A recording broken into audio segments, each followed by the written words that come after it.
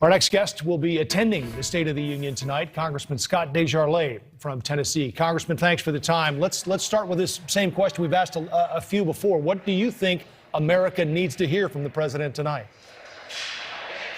Well, it's hard to avoid the elephant in the room with Ukraine, and so we'll talk about that. But it is the state of our union, so I think that there's a lot of things people need to hear. They're feeling the pain at the gas pump.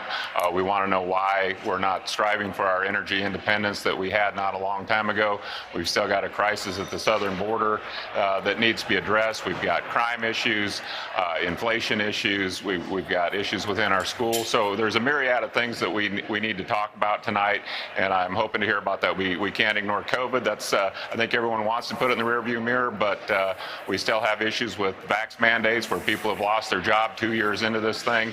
Military people that have been separated. I'd like to hear from the president that should go away. These people should be reinstated. Doesn't all of that, Congressman, though, seem like it's almost back burner now? I mean, considering that what we're talking about with the potential of war with Russia. Yeah.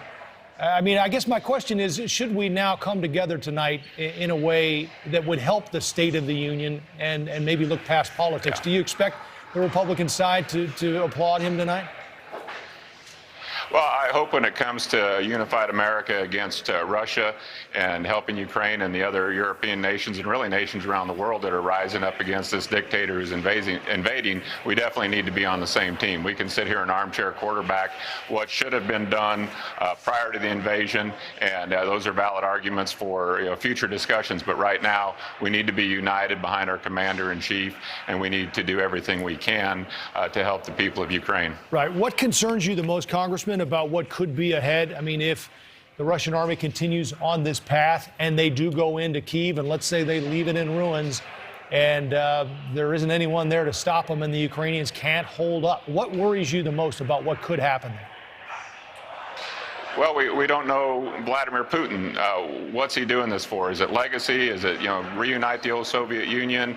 Is he stable? Is he unstable? How far is he willing to go? Right now, he hasn't brought the full force of the Russian military on Ukraine. Ukraine has been very brave in its resistance, but he's threatened anybody who interferes with his military operation. So now that Germany, even Switzerland, Poland, NATO nations that are giving aid to the Ukrainians, based on his threat, are they next? And so how far is Putin willing to go? It looks like he probably can occupy Ukraine for a period of time. We've seen occupation of other countries go on for years, and the Ukrainians' will to fight seems to be high. What price is Putin willing to pay? And so it just, you back someone like that in a corner, and you got to fear what repercussions could follow. Right. One of our NewsNation polls had 45% of Americans supporting the U.S. defending Ukraine. We know this would go against a lot of what we've heard from NATO to, the EU and other restrictions and challenges that would keep us from getting involved. What are our options, and would you support us doing more than just sending in equipment right now that may be too little too late?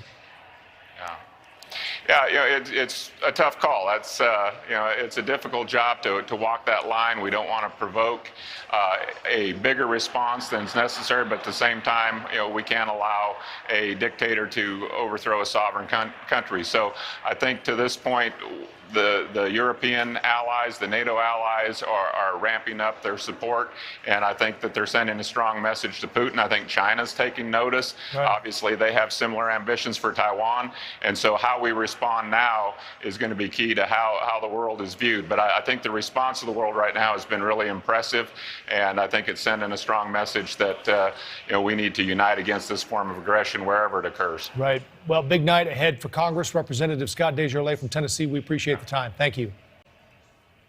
Thank you for watching. Click the red subscribe button below so you can get more of NewsNation's fact-driven, unbiased coverage.